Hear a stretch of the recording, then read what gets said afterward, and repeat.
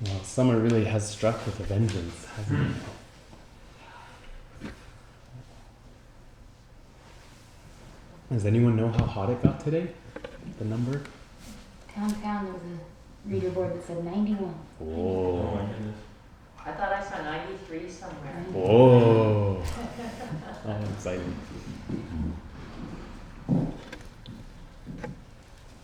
Well, one thing I wanted to share before getting into class today, it's a rather sad note.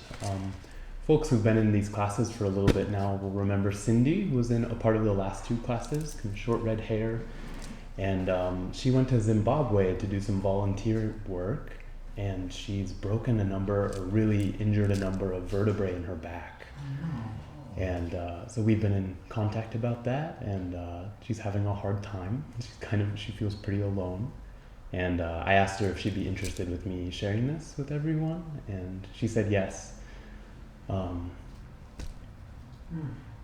that happens. And she's gonna have surgery in a couple days, and she says she'll learn more about the extent of the injury and more about her prognosis, though it seems like she is facing the possibility of paralysis, maybe from the waist down.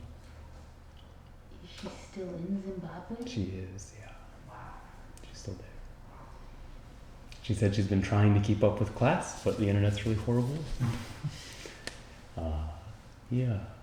So I might also ask her if she'd be interested in hearing from anyone. I have a feeling she'd really appreciate some emails. Yeah. And so if anyone's interested in sending her an email, maybe email me, and I'll check in with her about that and create some connection and sangha to support her. And I think she really needs it. And then further, we have a group here at the temple which it's called the Active Care Team. It's kind of a group of people who have said, if someone has something acute or not acute, some kind of need in their life and needs meals or some kind of help with something, that group will kind of like activate and kind of see what can happen. And right now, folks have been making meals for someone who just had a knee replacement in the Sangha, and that's been really helpful for her life. And so we'll do the same thing for Cindy when she gets back, and just kind of be there to support. So more on that to come. That'll be kind of a Sangha-wide organization, but I'll speak about it in these classes too. Yeah, well, thank you all for hearing that and holding that together. I think a real Sangha treasure.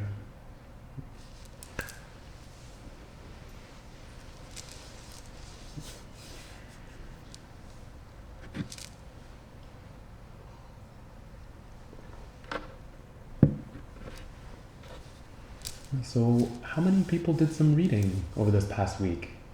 I gave kind of an immense amount of literature and sort of tossed that everyone's way. So it seems like that's a good number of hands. I'm really curious, before I plan to do some lecturing tonight and then have discussion at the end of that, but I'm curious if sort of maybe constraining our comments and things we want to have questions about to things that relate directly to what you read, if there's a line or if just a piece in general that really caught you in some way. Does anyone have a question or something they just want to comment on or felt their brain get blasted out to the top of their head? Including Dale Wright's pretty long reading on wisdom. So Matthew's opening his book. Good student. Right when I was pretty tired, so I'm actually trying to see if there's anything that comes back up. So maybe while people are feeling around that, just kind of situate people where we are in the discussion, is we are moving into really thinking about wisdom. So it's my little graph shindig shows right here. Wisdom has some special action going on. It's got orange flames around it and a big blue arrow next to it. And the whole literature is really referred to as the Perfection of Wisdom Sutras. And if you read anything about Dale Wright's, by Dale Wright, just kind of really honing in to say, this is where the kind of rub of true kind of Buddhist inquiry and practice lies, is this idea of what is wisdom. Everything else is wrapped up in wisdom as well, but wisdom kind of expresses the crux of where real spiritual transformation can happen within Buddhist understanding. And so last week we talked a little bit about the different ways these 6 qualities of practice or energy or exploration of path can be these 6 these 6 qualities can be paired together and taken apart in different ways.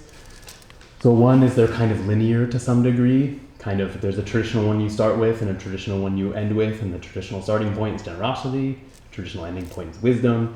Another way that's quite interesting is the first 3 are said to be, this is a little unfair, but leaning towards more of the common practices, or kind of like anyone can really practice these, where maybe, and then there's a side that the second 3, there needs to be a certain kind of level of refinement to be opening up those on a deeper level.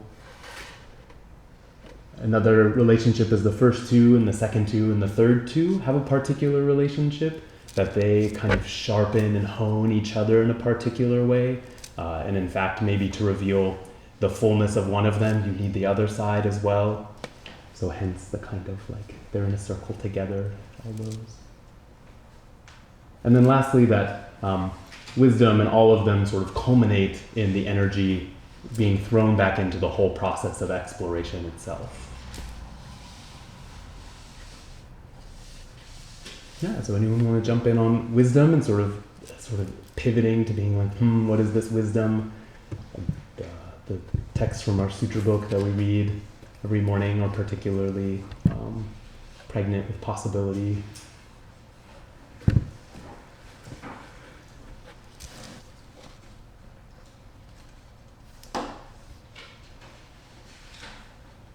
Holly, you're nodding and smiling. Can I get you to come out? You got anything? I really appreciated a lot of the readings. The one that sort of discusses like the mother of Mother of the Buddhas. Wisdom being the mother of the Buddhas, and the I don't know. There was something really powerful about that whole. I read that a number of times and I really connected with it. And I think that the piece from the reading that was the most interesting to me is the discussion of language, of questioning language, and I'm really attached to words, and obviously all of this information that I'm getting comes through language, but how that can be such a block in actually attaining wisdom of any kind, and how to use language, but then also to let it go at the same, It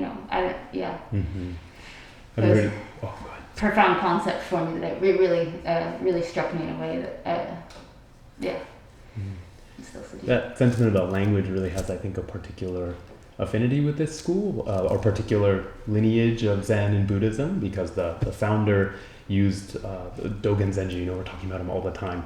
He used language in this really wild way. He was always making like very completely unusual pairings of Chinese characters with each other to bring out different meanings. And so Echo, for example, someone asked him in Japan, they're like, oh, have you read any of Dogen? Have you read his complete series of teachings? And Echo said, oh yes, I've read it. And he said, no, you haven't. He just said, there's no way. He said that there's a common understanding that the language is so precise and so difficult to work with, even in Chinese and Japanese. How could it even be translated into English?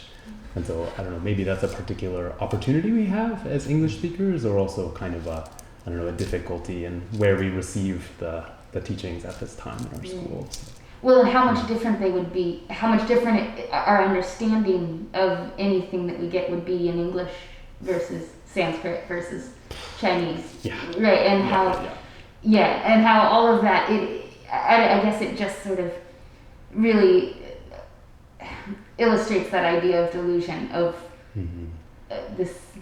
they're all just these constructs, and that they're helpful in one way, but then they're also a block, and just that. I think it really just struck me more than anything else I've sort of read. So. Yeah, it's interesting how that the diluted quality in there kind of being like, well, how could we ever carry the exact meaning forward?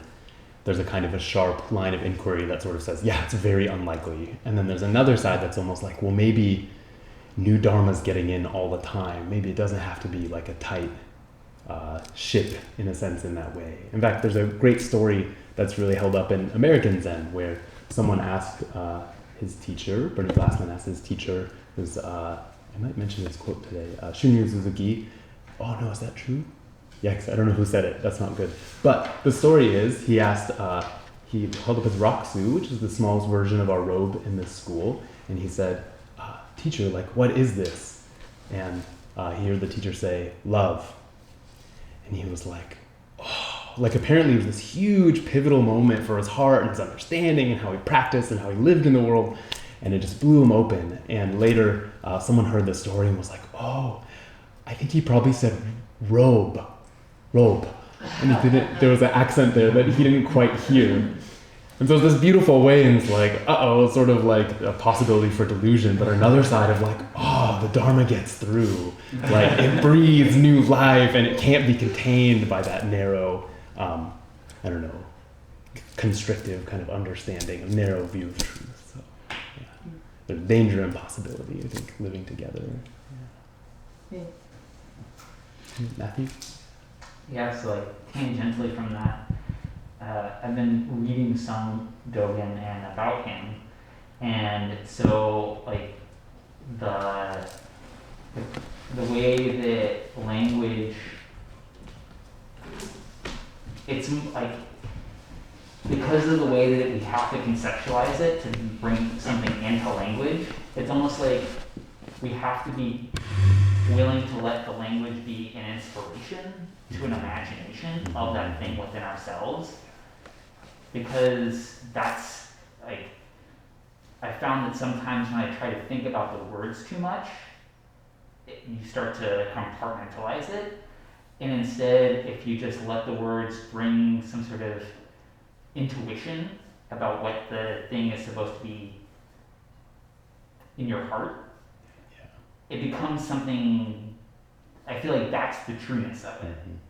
And it's just very, and so like, if you try to think about what Dogen is saying too much, it doesn't make sense.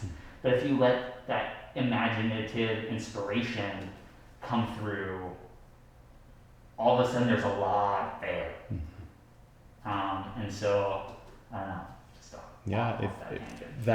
that perspective frees language. Yeah. Rather than saying it's got to be a one-to-one, or to take it literally, how are you today? I'm fine. Right. Are you feeling happy today? All these ways in which we can see the desperate shortfalls of language just become more precise offerings to tease out something more essential and get us closer, but knowing that we can never pin it down that way. Yeah. And that's what all the funness about, like, no giver, no receiver, no gift. And how do you take language to talk about the experience of profound connection, of mutuality? Like, already that was a huge mouthful, but sometimes you just reach out and offer something and there's no perception of self and other going on there. But how can we move towards that? I don't know that the conceptual level is important, but I don't know, we're trying to do something together, and the Buddhist teachers, they never said don't talk about this stuff, but like yearn with everything you have, and that'll come out inadequately in language, and that can be more fuel for the exploration. Yeah. And then the topic of like the emptiness of enlightenment that he touched on, like that totally, I'm still trying to sit with that. Like the fact that, because like I have a sense that because there's no self, however I show up, as long as that's an authentic expression in the moment with what's going on, that's what I am. And that if enlightenment is a similar state of being, like, what is that even like? The sheer possibilities of what that could show up as is just like expansive, bro. Whoa. I don't even know how to. Just trying to be with that is challenging. What's interesting, if you start reading, so here's the Perfection of Wisdom in 8,000 lines, kind of one of the medium volumes about the perfection of wisdom in this series. And it's not even the full one, but it seems like they're trying to find every angle possible to establish something. and they are just like the people who are writing this. We don't know exactly who it was. They were just having so much fun being like, nope, not there. Like you thought you got a clever angle in that one. Nope, not there.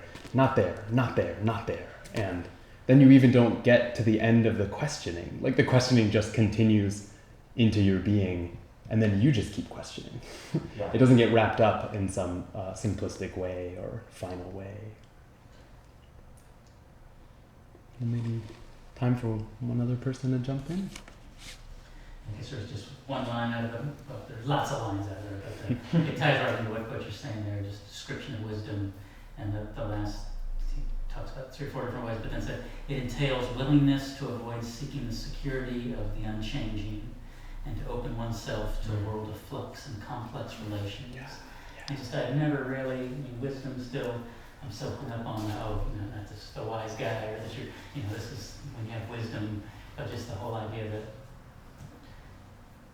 the not knowing, and just open yourself up to those possibilities. That's it's more of a true wisdom than when you see what's before you. I think the kind of way in language we'll often talk about meditation practice, about not knowing, and how much we're trying to know not knowing.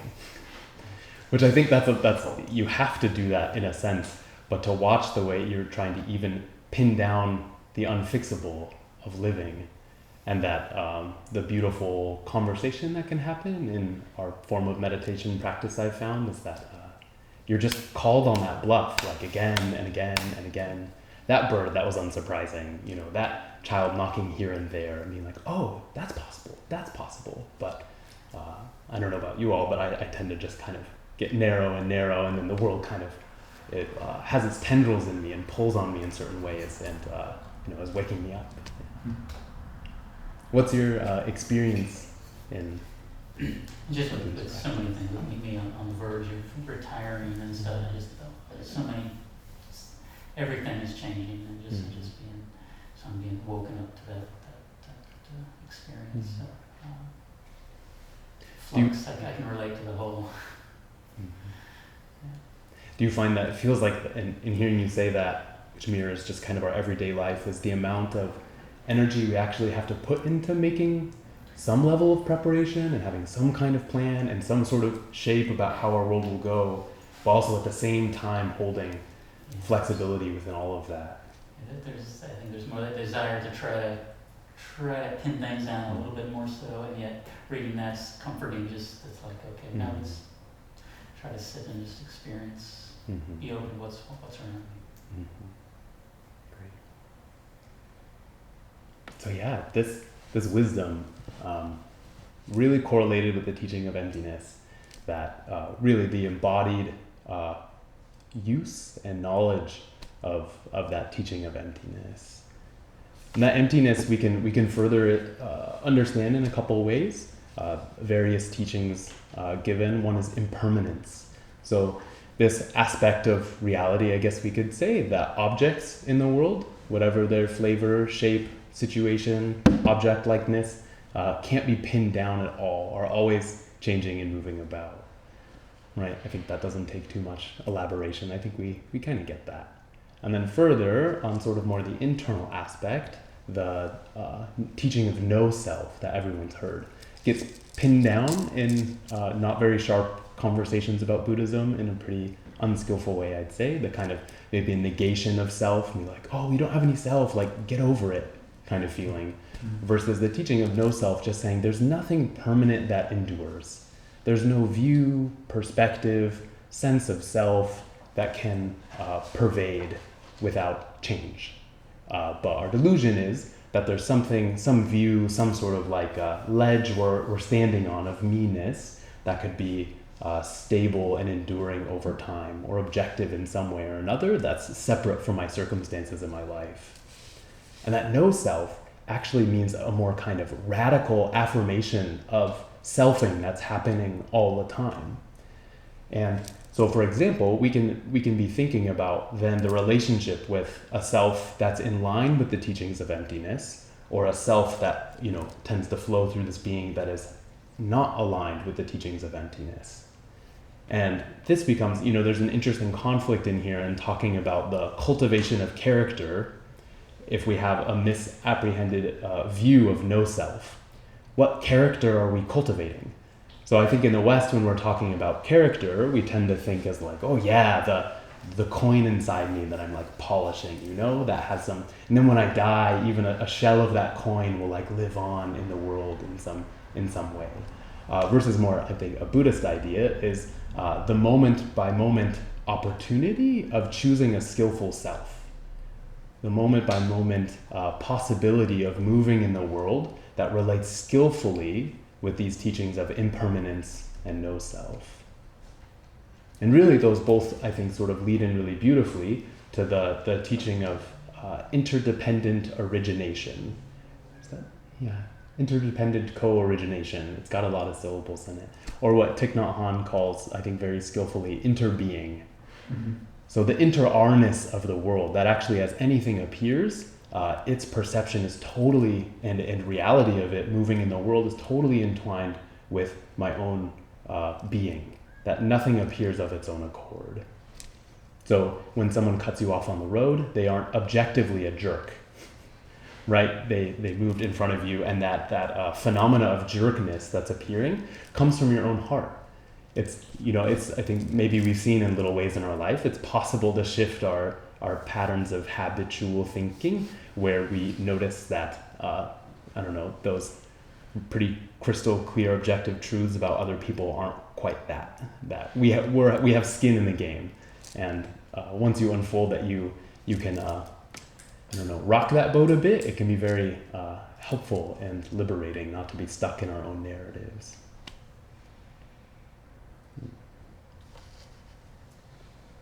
So as I was preparing for this evening, I was totally stuck, and I have like 4 different beginnings of notes for this class. Joichi actually walked in the office, and he just started laughing and said, "It's chaos." He saw like papers on the floor. I might have been sweating. And I found that as I was talking about these concepts, like my soul just felt like it kept dying as I was trying to come up with something to offer for tonight. And so I wrote a fairly long thing that I would like to share with you all. That just felt like, playing with an edge of this might be a little bit above my pay grade to offer in terms of I'm a monk here in training. So please take whatever I offer with a number of grains of salt. But I offer it, I think it puts a lot of flesh, maybe too much flesh on this idea. And I think will be ripe fodder for people's imagination. And yeah. I invite you all to sit back and relax. It might be, 15 or 20 minutes to read this.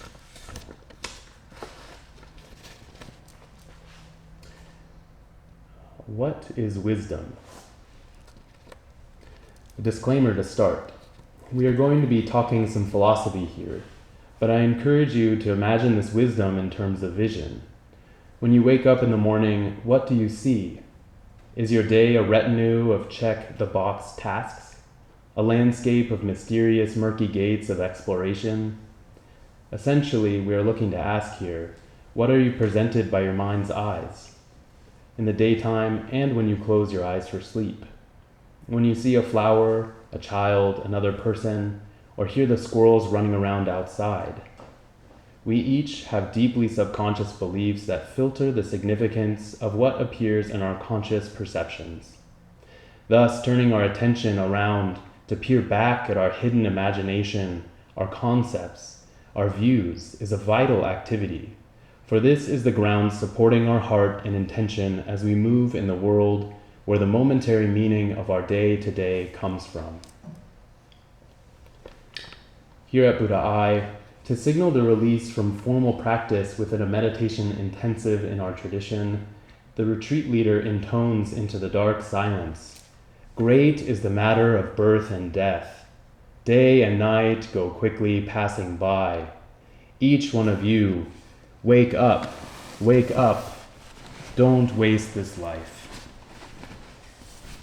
Can human life be wasted? Can human life be fulfilled, ripened to its full potential? Could anyone know the truth of that, sitting hour by hour on a cushion, or going about their lives rearing children, building software, throwing pots, In Buddhism, ignorance and wisdom are lock and key in this realm. Buddhism posits that there is indeed a way to fulfill human life, which comes in all shapes and sizes. That is, a human life can course in ignorance, greed, and hate, or an unfolding of wisdom, compassion, and discernment. Not that it is so clean-cut, but within these two simplified positions, there is a way and a path. At the core of this transformation is that the Buddha said there is a correct way to understand the world, and to meet our life in this way, to accord with it, unfolds deep human flourishing, peace, ease, joy in the life and death of human being. Or, at least, nourishing ourselves with this truth offers significant reduction to the mess of suffering we find ourselves in. So, there is a correct way to understand.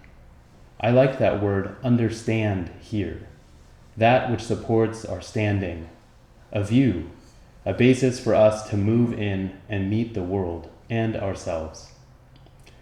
These are the sinews, cartilage, and bones of which we are looking to pick into with this kind of conversation about philosophy, which means the love of wisdom. So, to talk about this wisdom in a Buddhist sense, about what deep beliefs and understandings support a beautiful and flourishing human life, we must center the conversation on the teaching of emptiness. In many ways, this teaching tells us very clearly only what things are not. That is, any idea, conception, physical thing, internal perception or situation is not static, stable, or enduring. It is a great negation about the stability of phenomena in our world. Let's listen to Dale Wright here. What emptiness means is best explained in terms of what it is that things are empty of. All things are empty, the texts claim, insofar as they lack their own being. Own being is a technical term for the quality of being self-generated, self-possessed. The Chinese translation literally means self-nature, the immortal self or immutable nature of a thing. Things in possession of their own being, things with self-nature, are not subject to conditions, influences, and change. They are just what they are without respect to other things or time. The central insight of emptiness, then, is that all things lack this characteristic. Nothing generates itself. Nothing stands on its own. And nothing is just what it is forever. If nothing controls its own being in this way, then, in Buddhist terms, all things are empty. Claiming that all elements of existence are empty in this sense, Mahayana Buddhists took the word emptiness to name the character of reality overall. How can we further image this emptiness? Well, it is that each thing we can call a thing is impermanent. It will not stay the same through time, but moment by moment all things ebb and flow, grow and decay, are born and die. Further, looking within my conscious world, even myself has no stability. My views, experiences, memories, ideas have no stable abiding. I can't find a core of my being that is unmoving. And so I can't find a permanent self that stays put. So the very eyes I meet the world with are impermanent, subjected to constant change. Here's the source of our life and suffering. I am constantly trying to get the thing which will scratch the itch once and for all. Be it an object, social position, sensation, relationship, or feeling. I'm pining after a correct view, the right course, an understanding or stable power that will keep pleasant things near and unpleasant things far. Even if it means that I will have to live countless lifetimes to make a perfectly humane world. Surely if everyone has perfect health care, the great medicines are produced, we can solve human suffering. And yet, bodies decay, and time drags on without remorse. The teaching of emptiness plunges us right into the fray of many of our fears about living. And yet, this positing of profound instability of the world is not an outright negation of the many shapes of our lives, the beautiful, ugly, delusional, or profound. Rather, it is commentary upon the way in which they are indeed real and lively and important, just significantly different than how we usually believe them to be. Again, Dale has good words to say here. Contemplating this idea is meant to undermine the persistent tendency to reify things, to consider them more substantial, independent, and permanent than they could possibly be. In spite of the negative connotations of the word emptiness, however, it is important to recognize in the quote above and elsewhere that emptiness defines how things exist, relationally and impermanently, and is not therefore the assertion that things somehow do not exist at all. What does not exist is a fixed essence to anything, a center that always remains the same, a condition independent of all conditioning. Nothing, the sutras claim, possesses its own being in this sense, and yet things exist just as they are. Dale further says, wisdom is the ability to see things how they are, empty in this sense, and to transform one's relationship to everything accordingly. These are all quotes by Dale I'm going to read. Wisdom is the ability to face this truth and not be unnerved or frightened.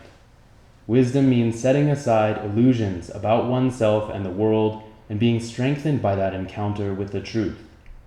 It entails willingness to avoid seeking the security of the unchanging and to open oneself to a world of flux and complex relations. Phew. So how is that accomplished? Well, Buddhism would posit that you must accord your actions in the right direction and pay attention. Look closely and imbibe deeply the precise appearance of each fragile, changing, and interconnected moment and object. When we do this, one gains faith that the natural and unfounded approach to treating things and others as object to your subject begins to wane. We give rise to a perception that the whole world is deeply alive. There are no things outside my meeting them. All phenomena arise mutually. This is the teaching Thich Nhat Hanh calls interbeing, or more clunky and official term, interdependent co-origination. This is another way to describe the teaching of emptiness. Just as our ears have formed through millennia to hear sounds most useful to human life, like our eyes to color most useful to human life, so too this tradition posits our hearts can perceive the truth of emptiness displaying itself endlessly. Like the hymn to the perfection of wisdom states about Prajnaparamita, the perfection of wisdom, the mother of the Buddhas. She is an ever-flowing fountain of incomparable light, and from every conscious being on every plane, she removes the faintest trace of darkness.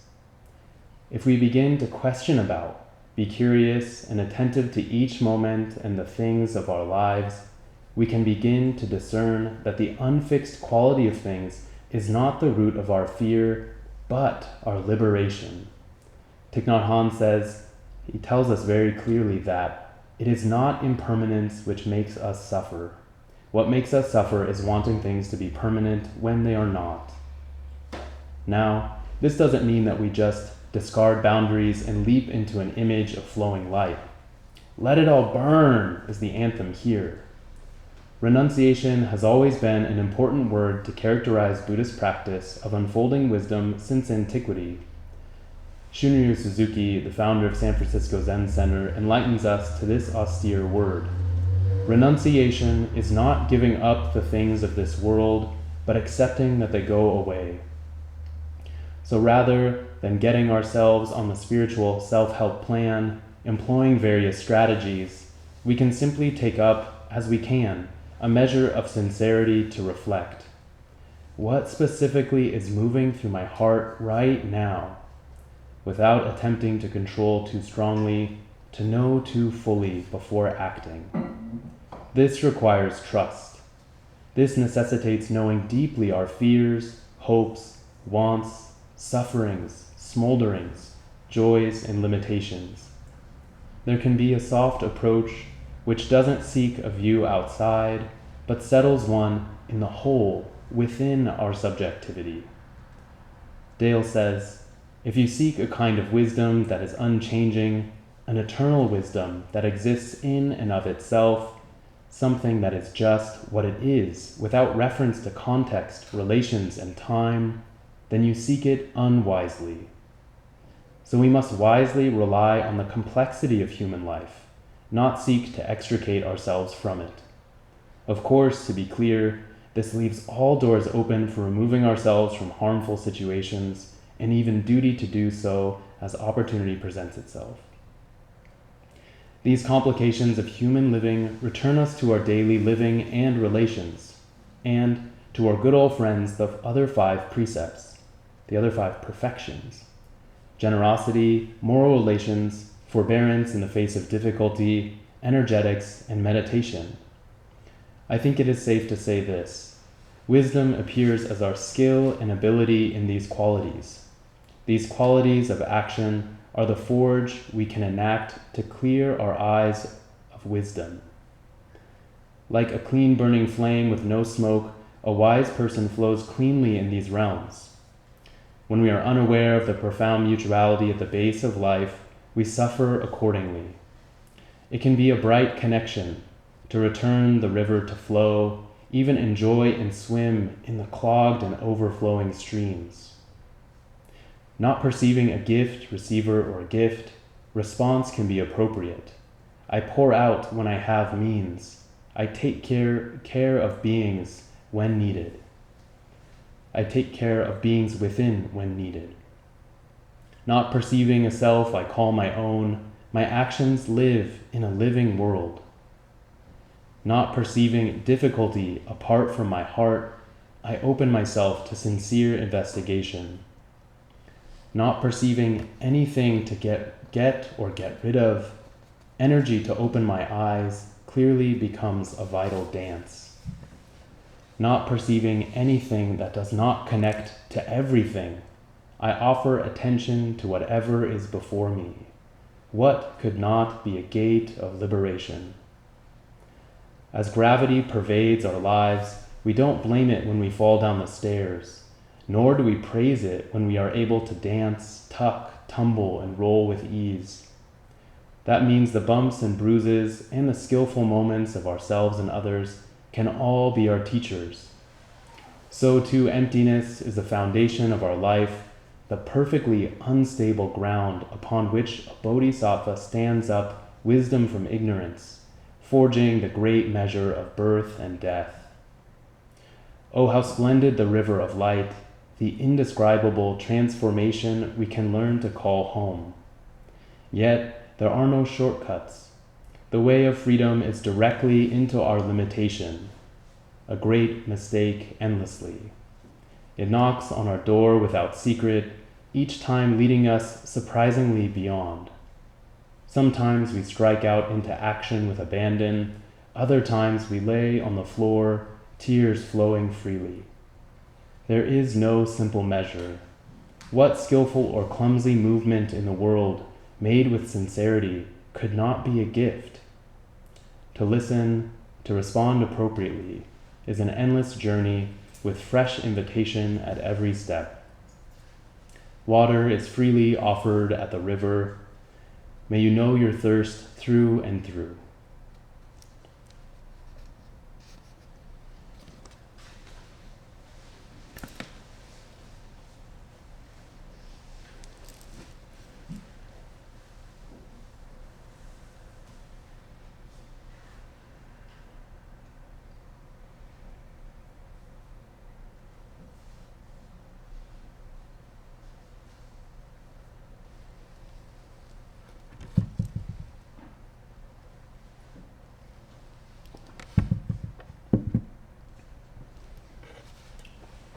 Well, thank you for listening to my blatherings on. In Japanese culture, many of you will probably see this happen. In a number of months, I'll take the head teaching, how do I say it? There's going to be a ceremony where I sort of graduate from novice monk to journeyman monk, and I'll have a Dharma combat ceremony where I'll have a stick, and they'll be maybe shouting and arguing about the Dharma. And afterwards, there's a very traditional speech where you totally self-efface in Japanese culture. We decided to do it a little bit differently. Like they might say something like, "Please go wash out your ears in the river because my words are so foul and like revulsive. Like I'm so sorry. I'm so You say it like 8 times. I'm so sorry." So I won't do that here, but a light version of that.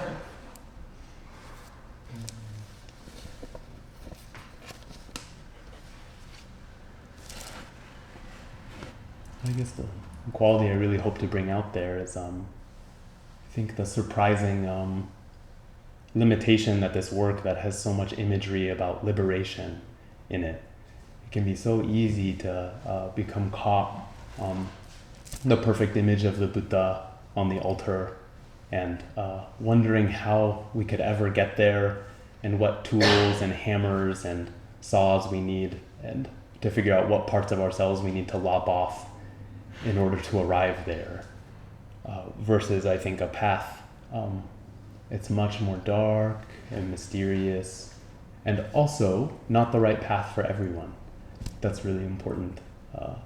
Many of us are sitting here regularly at the temple in the mornings, and that's not the path everyone should take. But that I do think there is something universal about trusting places of our own inadequacy, our own limitations, and our own failures, and listening from them, and not necessarily turning towards being clean or being right or being free of something, but being totally held in the difficulty of our complex relationships and profoundly tangled karma, that there's a surprising sort of transformation that can unfold there.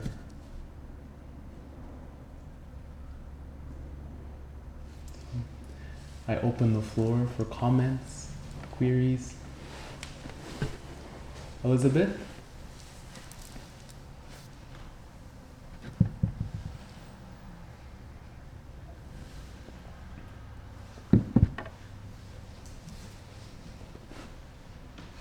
Hi, everyone. I saw you last week, and it was the most beautiful thing.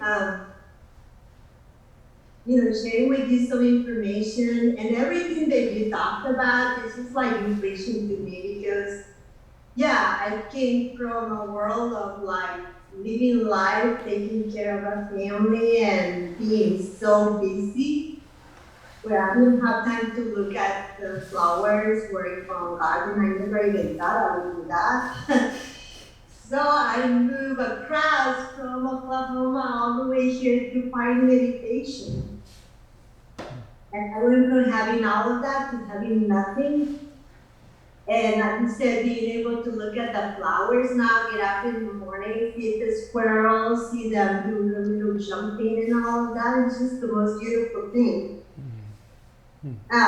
Especially, I'm not going to take too much time. I just want to losing a couple of the most important people in my life in the last couple of years has been real change, And the way I decided to take it is either I'm going to sit here and cry and just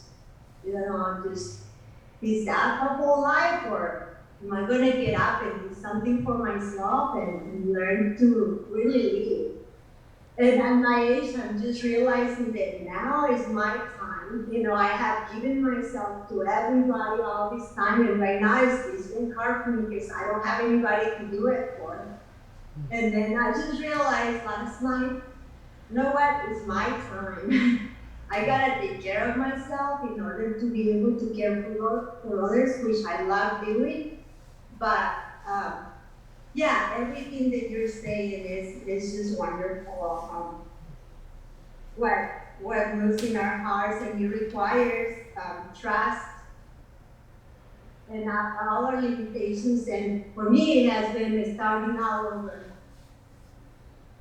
And I feel like, okay, so if I live, if this is another life, I'm glad that I had gone through all the things that I had gone through, because if I do come back in another life, then whoever will have to maybe suffer that, because I want to learn that lesson so I don't have to come back and do it again, So that's just a little sharing. Thank you so much for all of the wisdom and everything that you have shared with us.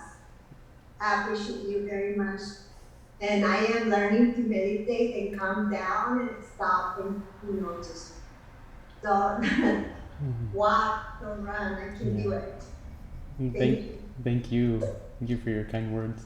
I also want to highlight something that you said that I just really appreciate, and it's hard not to, I think, talk about enough, is simplistic ideas of generosity and how many of those are gendered, and that we live with that tangled karma. And I can speak from my own experience, being a monk and having a lot of, I don't know what the right word is, the discipline and like demands upon my time was a perfect way to feed my inability to draw boundaries for a long time and feel important and needed, rather than actually in tune and able to give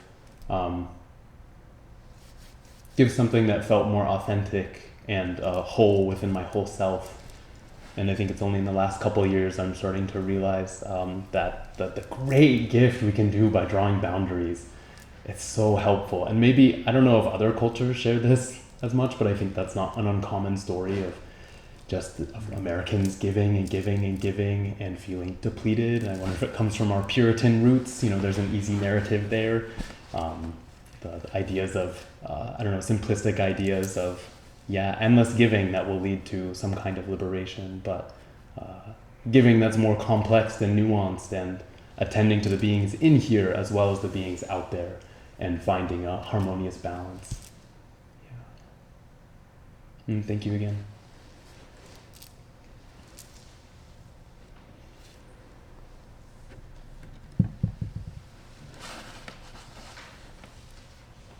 Emma? I think I share something. So last night when I was doing the reading, I had this pressing, spiraling worry and concern, and then as you're sharing the writing that you did, just bit by bit, brick by brick, it kind of alleviated, and I feel myself more in the place that I want to be, having that maybe not be entirely answered, but feeling comfortable with that worry, and so I kind of I want to share that process. Okay. I forgot how nervous. I haven't been in class for some time. I forgot how scary this is, speaking in a big group of people.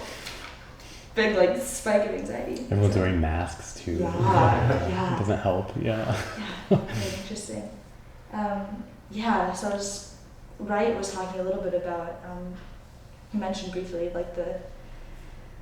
Almost maybe toll isn't the right word, but the psychological weight or experience of taking your first few steps into the recognition of this emptiness and this complete radical groundlessness that you're stepping into and falling into.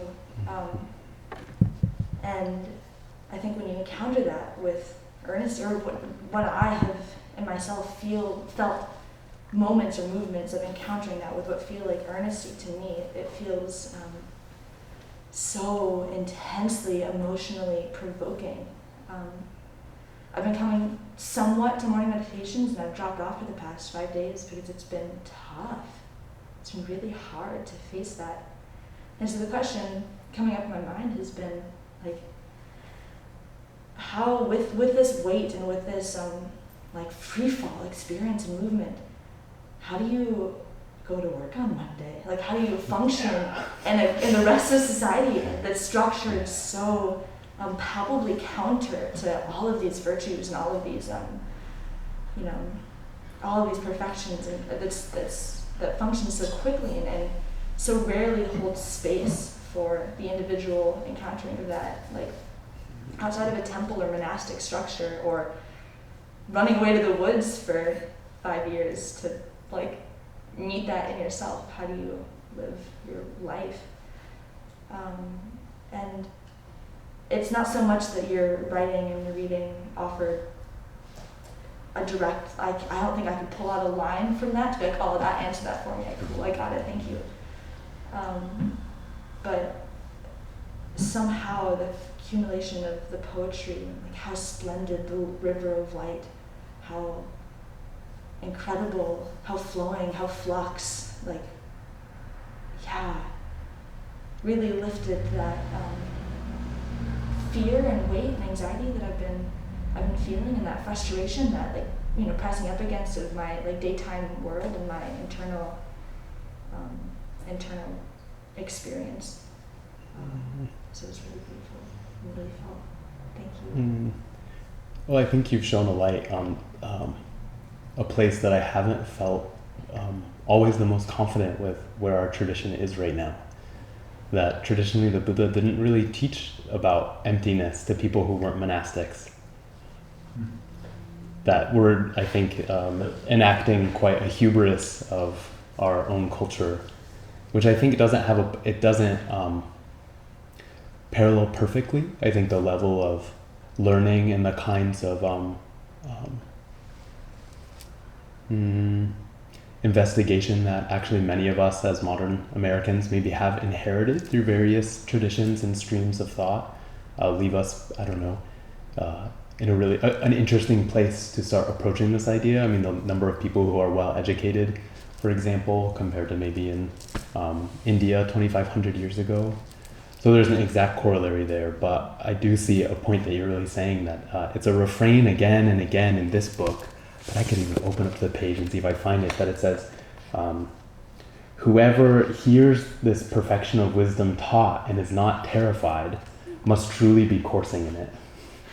And they say that that's again and again, that when you hear about it, so often we only live in relationship with our actions in order to the idea of what am I going to get from it, which is pretty much a textbook description of greed and delusion. That one thing leads into another, that my life the energy of my life and the focus and the vibrancy will be somewhere else, and I'll get there. Versus something that says, what here is perfectly alive, and it's deeply important that I center on this right here without an idea that it's going to change or become something different I'm going to transmute it in some way. So how do we change? How do we work with that? And I think that the meditation of our school can be a really deep dive for people. It's in some ways it's very simple. Sit down, be with your breath, and counter your thoughts. Right? It's kind of like, okay, not rocket science. Like, I can maybe do this. Do it for 40 minutes the first time. My experience of 20 minutes, I've told this story in the class before. My experience of first 20 minutes of meditation was pure misery. I hated it. And looking back, I set my timer for 20 minutes, and it was going down. And finally, I was like, it's broken. Like, I didn't do it right. It's not going to go off. And I turn and look at my phone, and it goes 3, 2, 1. Like, it's out of a movie. And beep, beep, beep, beep. I still remember the beeper. And right then, I actually was like, oh, my mind is an awful place to be. Like, my mind is grasping at any way out of being right here. It's looking for anything. Anything. It's ridiculous. When you sit down for 40 minutes, 20 minutes, 10 minutes, you're looking for anything. And I think there's a subtle point here that's really important. Is, at least for me, a long time, I thought being here meant my body and sounds and a pretty unemotional place. I thought it meant sort of a stripped down, like rock, barren existence, and that was being concentrated. I really prefer the idea of concentration in a way that we're always concentrated on something. Even our scatteredness is a kind of we are with a center somewhere. Concentration, with center.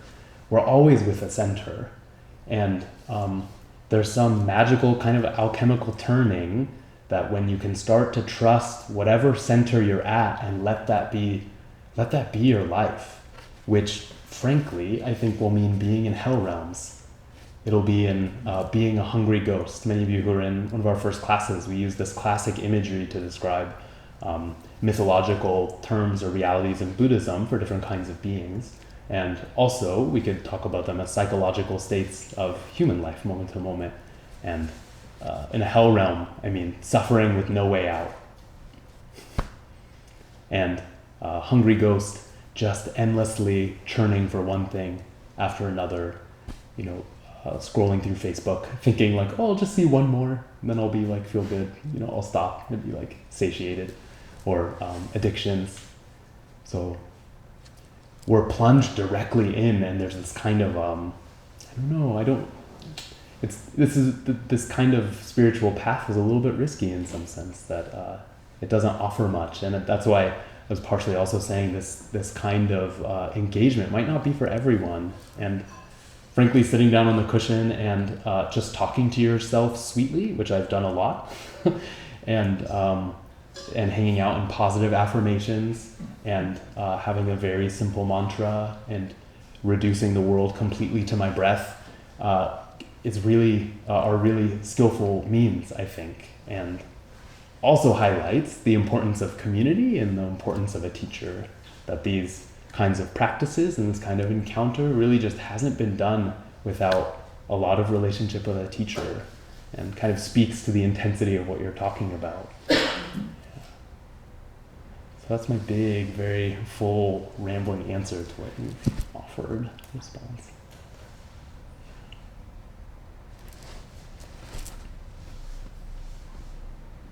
Yeah, does anyone have similar feelings of angst? Yes. Great. Yeah, and I think that a lot of it's fueled by like American consumer capitalist culture. How do you sit with emptiness and not feel anxiety about having nothing? Yeah, that's hard. Well, a very sharp point there would be that maybe what I heard you saying was sitting with the feeling of emptiness, whereas emptiness would be describing that even any idea of grasping fullness without, it's the modality of materiality and heart moving through the world is what emptiness is pointing to. Mm-hmm. But what you're also saying about when you sit down and have nothing and the feeling of being empty arises. Mm-hmm. And when you talk about concentration too, the statement "empty your mind," it just seems so misleading now. Yeah. The classic story of two monks sitting next to each other, and one monk's tummy is grumbling. He says, "Why don't you eat something or do something about that?" And he says, "Oh, would you like me to go blot out the moon for you while I'm at it?" The world is deeply, intertwined with everything we're doing all the time. And if you want me to just make you feel a little more comfortable, that's what you think this energy is about, this cultivation. But I think you're pointing out that I think we are at perhaps maybe a historical all-time low as beings formed in a certain kind of very unhelpful and unhealthy culture to be attempting to put these practices into action. I mean, we have just immense systems that are designed to get into your mind to keep you buying shit. And now what I hear something about people don't even want you to buy things anymore, they just want your attention. There's a term for that in marketing industry, that they just need people's attention it's a commodity. Yeah. There are just the vast systems of very smart people working on that, which is kind of terrifying. Yeah. But luckily the bees and the birds and the children are on your side, and sounds and the moon. I went to a teaching once that I was really not a fan of, from a different school. I won't say much more about that because I don't need to slam anyone, but the teachers were they asked this group of mostly young people, they said, "What affects you?" And everyone was like, "My parents, society, media."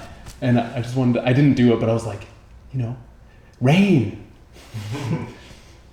And it tends to be when we say these words, it gets kind of sweet and beautiful and poetic. But actually, if you start looking at the grumbling tummy, achy arm, these things which aren't so pleasant and we tend to just ignore, but I think we're so easy to, it's so easy for us to just not take as significant things that are actually deeply significant in our emotional world, in our real embodied experience, because it's not objectively viewed by the world, right? We become tricked into thinking that the measure of our worth and consciousness and value is something that can be visibly perceived by others, right? It's objective, it's out there. We can live in this certain kind of game.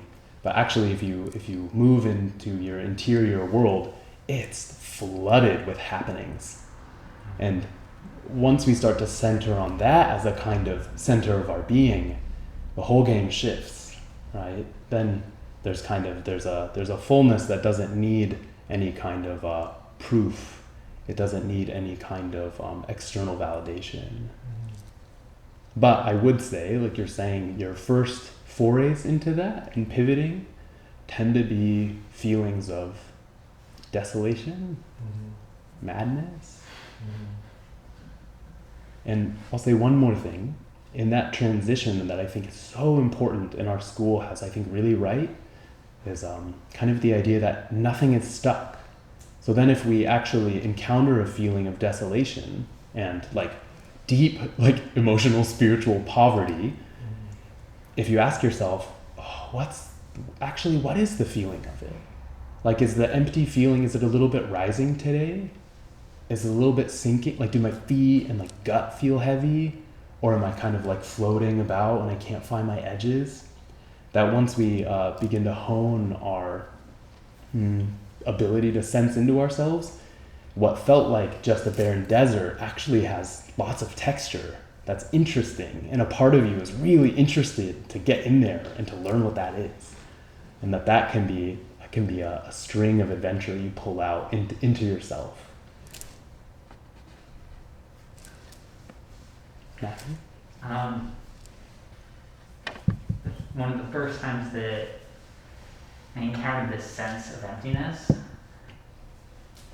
it felt like the sensation of like there's this toy that I used to play with at like the science stores that is basically like a tube wrapped in on itself, filled with liquid, and so like you could slosh it back and forth in a bowl. So you'd be holding one spot, but then it would move in your hand.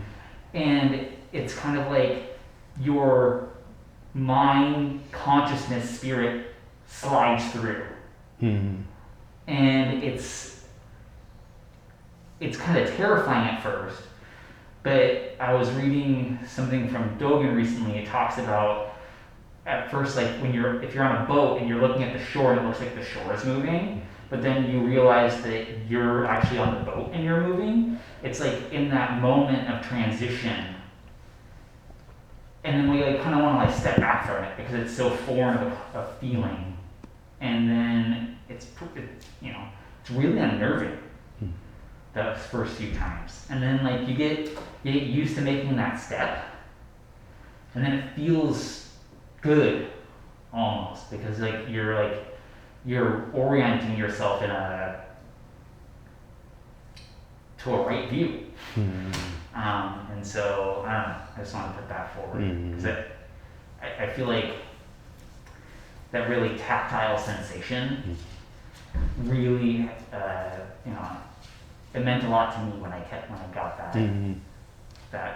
kind of metaphor for it. I want to press a little bit because this is actually a question I often feel like I'm clarifying in my own spiritual work. Yeah. Is there an authentic movement into that view which also feels bad? So you said when I move into that and I kind of gain a perception about it, it starts to feel good because you're moving into a right view. But is there also that, whatever marks of authenticity that also will not feel good? That unnerving feeling never goes away. And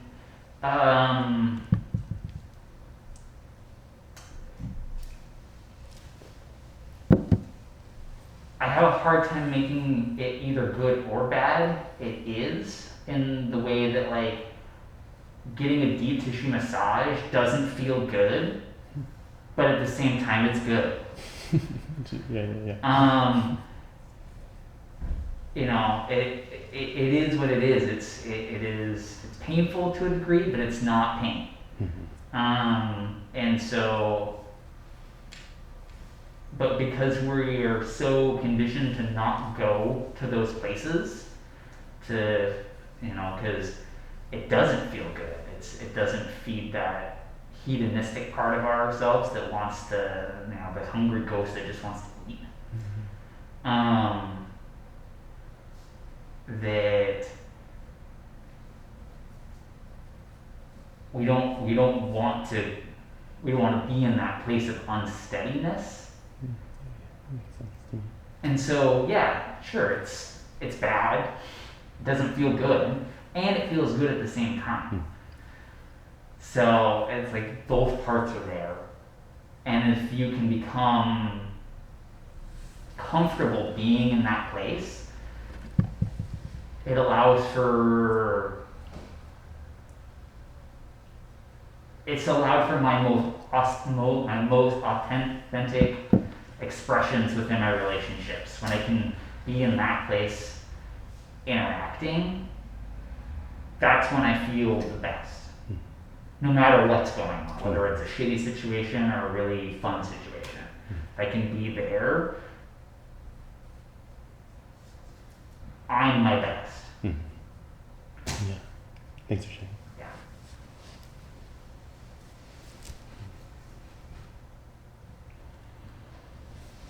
You gonna say something, Chase? Thanks, Genjo. I'm just wondering if you can offer any medicine for hungry ghosts. I kind of have gotten to a difficult place in my practice recently where I feel like I was running from all these difficulties in my life, and I thought, oh, great, like here's this practice and this tradition that will deliver me from all of that somehow. Totally the And then deliverance. I get here and I realize that looking for the deliverance is like, I don't even know how to say it. Like, the practice should consist of not seeking that kind of deliverance in the first place, right? Like I'm running from one thing and I'm running from grasping to all of these things, and then I'm just grasping to this other thing instead. Yeah. So what I would, just off the cuff real quick, was say, I would say trust in your sense of deliverance. Cultivate practice that pushes you beyond your ability to quite trust it anymore. Like, find a place where those meet, that it doesn't become just like okay, I'm checking the boxes of my spiritual practice. And oftentimes I would say that if you're at that point, really good time to have a teacher involved. Because this is a place, at least I've described my own path as being very like guru-centered, would be a traditional way to talk about it. Like, I just have I have no belief that I would have done in spiritual practices what I would have done without a man I trusted incredibly, and he proved to me again and again that he was worthy of my trust. And then we broke it, and then we repaired it, and we broke it, and we repaired it, and it allowed me to trust something in myself that I don't think I could have trusted.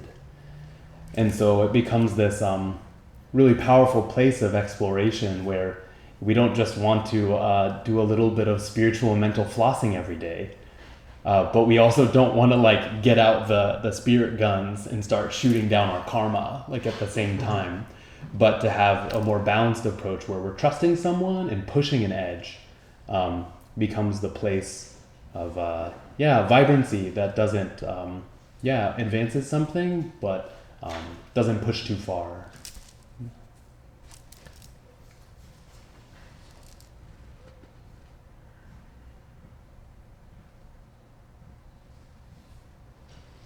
Well, just a quick temperature check. Is anyone like totally lost in what we're talking about? Like, just kind of like, what's going on? Because I could see that being a case for someone. Good. It seems like, there's on-roads to this. There's lots of different on-roads. And what should we do next week? Should we talk about patience? Sure. Okay. Let's talk about patience specifically and how it relates to wisdom and waking up. Nirvana, better life, the good stuff. Do you think patience relates to acceptance? Definitely. There's a couple, you might have missed the first class. I gave a number of different translations for all of them. So I'll shoot those to you. I don't remember. Yeah, there's another good one, forbearance. That's or endurance. It's got these really kind of like gritty terms. That was one of my questions. So the words that he uses in this book are different mostly than the ones that you use. Oh, which And- one's called to you? I guess I liked that there were different options, Yeah. as in, It's again back to the beginning of your question at the beginning. That Right. yeah, these are all broad strokes of qualities that we can't find the edges of. right. And so did you choose yours just like whatever called to you, or was it? Yeah, cool. Well, actually, maybe I think in that paper, I think I used the more what I remember as being the main ones used in English. So like I prefer more ethics to virtue, and actually energy to almost. I prefer different ones for almost all of them, actually. Right. And patience, I really like endurance. Yeah, Or he uses forbearance. tolerance. Tolerance, yeah. Right. That's a cool one. And yeah, energy, yeah. So Mhm. I was wondering like how you decided on these ones, and then how I don't, No system. just whatever. Yeah. Yeah. Oh my God. Thank you. Thank you, everyone. We'll close with the poly refuges.